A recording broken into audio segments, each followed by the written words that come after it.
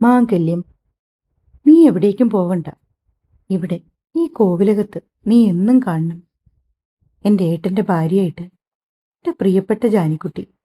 മിതു ജാനിയോട് പറഞ്ഞു, നീ എണീറ്റ് വാ, നമുക്ക് താഴേക്ക് ചെല്ലാം. അവൾ ജാനിയുടെ കയ്യിൽ പിടിച്ചു.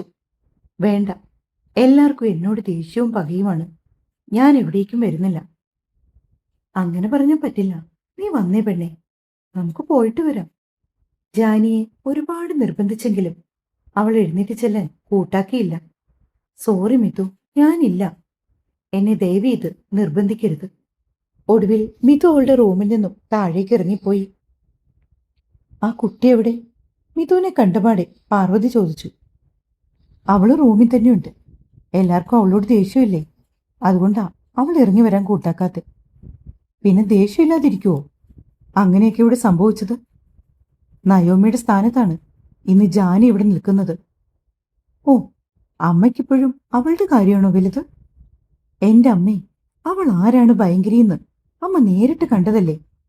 എന്നിട്ട് നാണമില്ലേ അവൾക്ക് വേണ്ടി സംസാരിക്കാൻ? മിതു പാർവതിയെ നോക്കി ദേഷ്യത്തെ പറഞ്ഞു. ഇനിയിപ്പോ ഒന്നും പറഞ്ഞിട്ട് കാര്യമില്ല. സംഭവിക്കാനുള്ളതൊക്കെ സംഭവിച്ചു കഴിഞ്ഞു. ജഗന് വിധിച്ചത് ജാനിയാണെന്ന് നമ്മളങ്ങ് വിശ്വസിച്ചാൽ തീരാവുന്ന പ്രശ്നമേ ഗായത്രി ചെറിയമ്മ പറയുന്നത് കേട്ട് മിതു തിരിഞ്ഞു നോക്കി.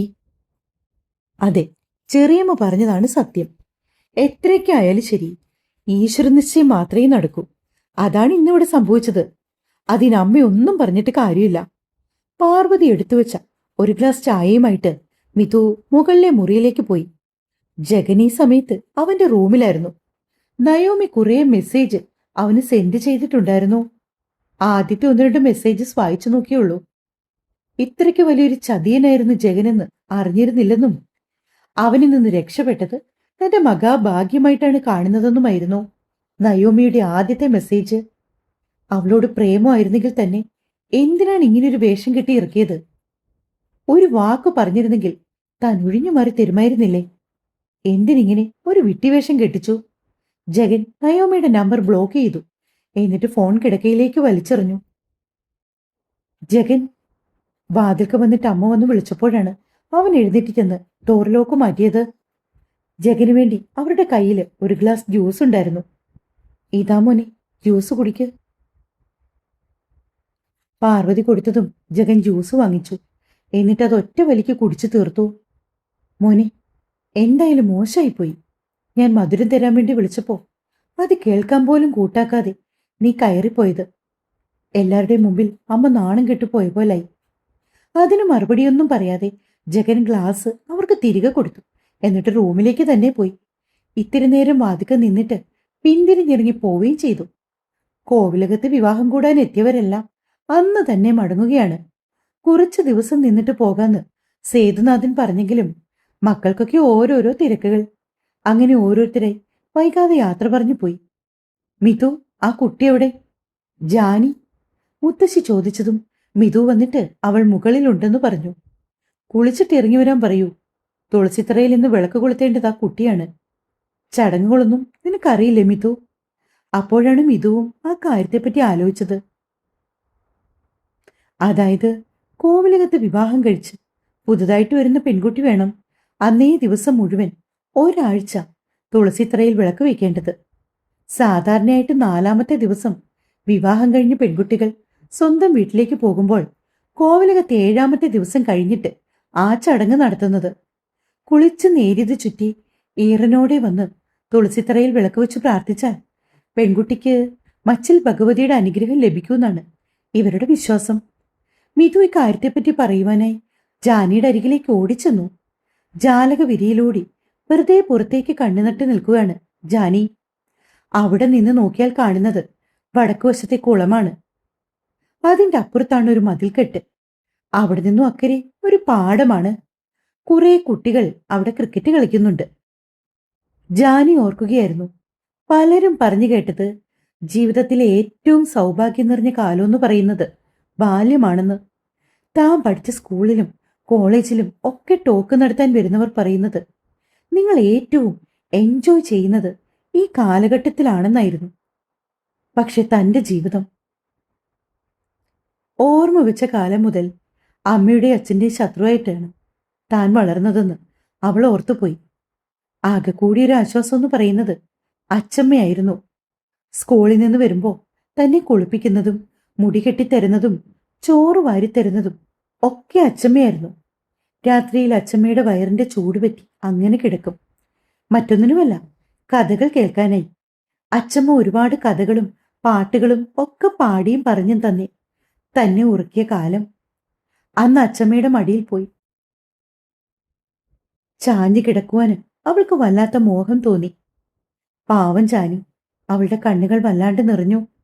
ജാനി വിളിച്ചതും അവൾ കണ്ണു തുടച്ചുകൊണ്ട് മിഥുനെ തിരിഞ്ഞു നോക്കി. നീ എന്തിനാ കരയുന്നത്? അവൾ വന്നിട്ട് ജാനിയുടെ മുഖം കൈക്കുമ്പിളിൽ എടുത്തു. എന്താടാ, നിനക്കെന്താ ഇത്ര വിഷമം? ഞാൻ പറഞ്ഞില്ലേ, നിന്റെ നിരപരാധിത്വം എന്റെ ഏട്ടൻ തെളിയിച്ചിരിക്കും. അതിന് യാതൊരു മാറ്റവുമില്ല. അത് കഴിയുമ്പോഴേക്കും നിനക്കിവിടുന്ന് പോണെങ്കിൽ നീ പൊയ്ക്കോ, ഞാൻ തടയില്ല, പോരെ? അവളെ ആശ്വസിപ്പിക്കാൻ വേണ്ടി മിഥു പറഞ്ഞു. ഒന്ന് തലകുലുക്കിക്കൊണ്ട് ജാനി അവളെ നോക്കി. എടി, ഇവിടെ കുറച്ച് ആചാരങ്ങളൊക്കെയുണ്ട്. അതനുസരിക്കാണ്ട് വേറെ യാതൊരു നിവൃത്തിയുമില്ല. കാരണം ഇവിടുത്തെ കാരണവന്മാരുണ്ടാക്കിയ കാര്യങ്ങളാണ്. മിഥു എന്താണ് പറയുന്നത് എന്നറിയാൻ ജാനി അവളുടെ മുഖത്തേക്ക് നോക്കി നിന്നു. മിഥു വന്നിട്ട് അവളുടെ അലമാര തുറന്നു. ജാനി, സെറ്റുമുണ്ടുടുത്ത് നീ ഒന്ന് റെഡിയായി വന്നേ.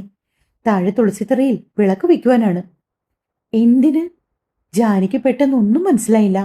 മിഥു അവളെ കാര്യങ്ങളെല്ലാം ധരിപ്പിച്ചു. ഇതൊക്കെ വേണോ മിഥു? വേണം പെണ്ണേ. എന്തായാലും നനഞ്ഞിറങ്ങി, അപ്പൊ പിന്നെ കുളിച്ചു കയറാം. മിഥു അവളെ നോക്കി ഒരു കണ്ണിറുക്കി കാണിച്ചു. ഇനി ഈ നേരിതെപ്പോ മാറ്റും? എനിക്കിതൊന്നും ചുറ്റി നേരെ ചൊവ്വെ നടക്കാൻ പോലും അറിയില്ല. ഇതും ചുറ്റി വേണം നിങ്ങളുടെ ഫസ്റ്റ് നൈറ്റിൽ നീ ഏട്ടന്റെ റൂമിലേക്ക് ചെല്ലാൻ. ഏയ്, അതൊന്നും നടക്കില്ല. നീ എന്നെ നിർബന്ധിക്കുകയും വേണ്ട. ചെക്കന്റെ റൂമിൽ ഞാൻ യാതൊരു കാരണവശാലും കയറില്ല. എന്ന് പറഞ്ഞാൽ എങ്ങനെയാ പെണ്ണെ? നീ എന്റെ ഏട്ടന്റെ ഭാര്യയല്ലേ? അല്ല. പിന്നെ ആരാ? ആരുമല്ല. ഓ, ഇങ്ങനെ മുഖം വീർപ്പിച്ച് നിൽക്കാതെ കൊച്ചേ, പോയി കുളിച്ചിട്ട് വാടി. ജാനിയെ മിഥു ഉന്തിത്തള്ളി വാഷ്റൂമിലേക്ക് കയറ്റിവിട്ടു. ഓ, ഇങ്ങനൊരു പെണ്ണ്! അവൾ ശ്വാസം എന്ന് എടുത്തു വലിച്ചു.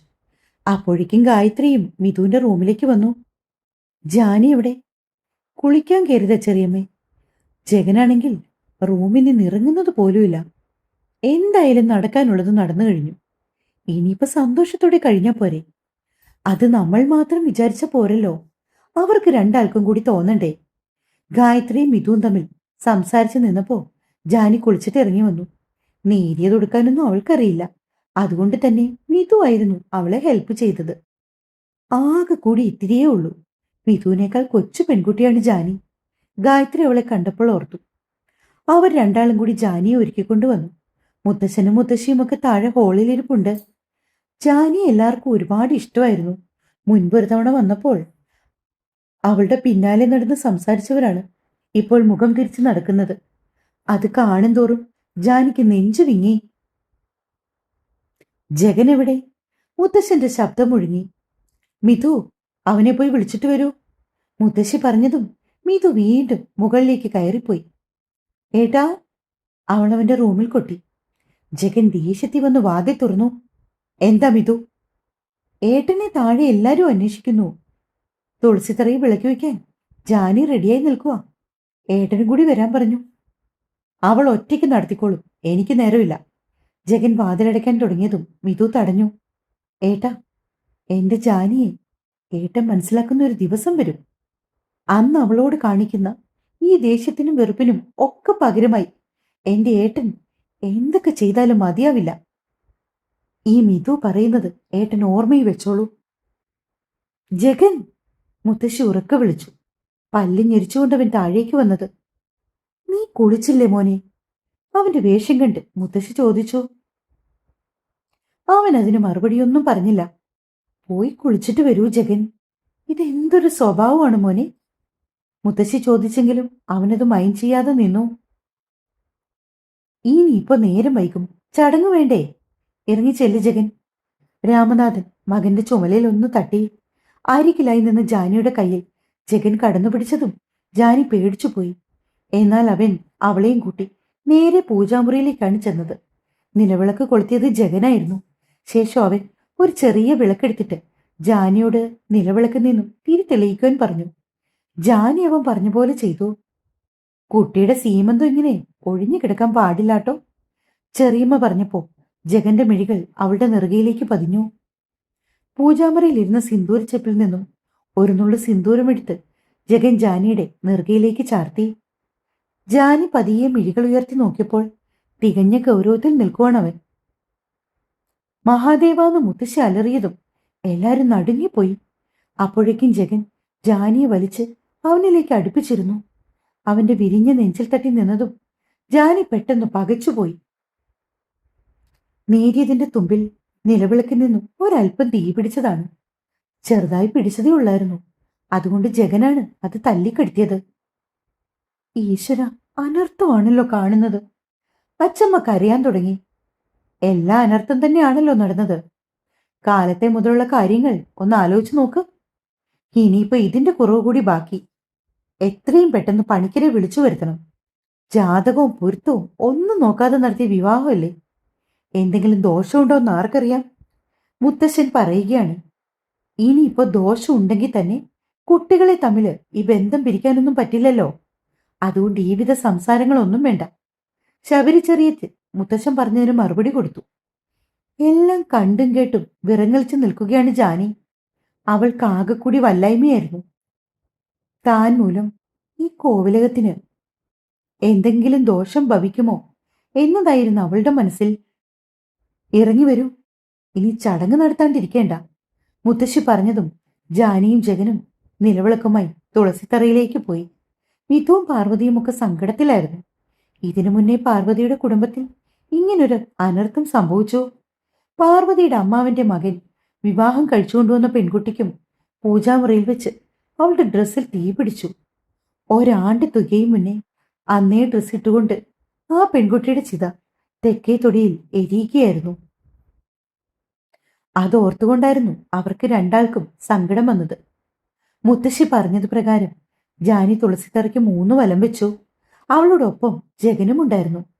കിഴക്കോട്ട് നോക്കി പ്രാർത്ഥിച്ച് അത് സമർപ്പിക്കാൻ മുത്തശ്ശി പറഞ്ഞപ്പോ ജാനിക്ക് കിഴക്കേതാണെന്ന് അറിയില്ല. അവൾ ദയനീയമായി ജഗന്റെ മുഖത്തേക്ക് നോക്കി.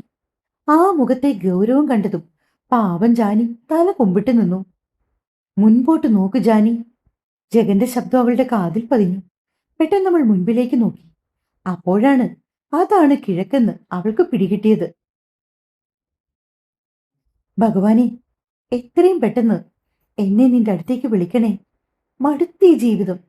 ഇങ്ങനെ നരയിക്കുന്നതിലും ഭേദം നീ എന്നെ വിളിക്കുന്നതാണ് നല്ലത്. മനസ്സിൽ മന്ത്രിക്കുകയായിരുന്നെങ്കിലും അവളുടെ ശബ്ദം ഒരു അല്പം ഉയർന്നുപോയി. അത് കൃത്യമായി ജഗൻ കേൾക്കുകയും ചെയ്തു. തുടരും. കഥ ഉറപ്പായും നിങ്ങൾക്ക് ഇഷ്ടമാകും. ഉറപ്പ്.